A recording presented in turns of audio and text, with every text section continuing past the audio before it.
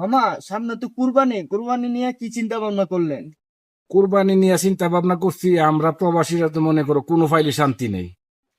1 লক্ষ টাকা গরু কিনলে 20,000 টাকা গরু বানানি। বাজারে গেলে যখন দেখে বিদেশিরা আতরের গেরান ফা, তখন মনে করো আরো 10,000 বাইরে রাখা। তাহলে আমরা মনে করো বিদেশ আইলেও শান্তি নাই, মালিকের বগসগর হুনুন লাগে। দেশও গেলেও মানুষ আমরা এইভাবে যাইতে ধরে রিস্কা ভাড়া যদি মনে করো তোমার লাগে 10 টাকা, আমার লাগবে লাগে 20 টাকা। বেশি দেখলে কিরে একটা জিজ্ঞাসা করলাম যে কিরে তুই এটা আবার একদিকে তো তোমরা 3 মাস পরে যাইবা, ভিতরে গড়াত ফাড়া দাদত কোরবানি দিব কেমনে? কুরবানি সমস্যা। তুমি কি কোরবানি পাও করছো?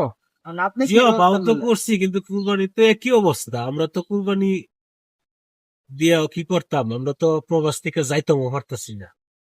আনন্দ প্রবাসতে যাওয়া সম্ভব না, আমরা প্রবাস থেকে অভ্যাস হয়ে গেছে। ফ্যামিলি নিয়ে আনন্দ ফুর্তি করবো, সুন্দর করে কুরবানি দিব, তাও তো পারতাছি না। নিজেরা গরু মরু কাটমু, কাটবো, গরু কত মরু একটা আনন্দ বানামু, করতে ফ্যামিলি আছে। লয়ে খামু। আনন্দ আমরা না, যেদিন বেমালা উঠছি সেদিন আনন্দ মাটি দিয়ে মাটি দিয়া ওকে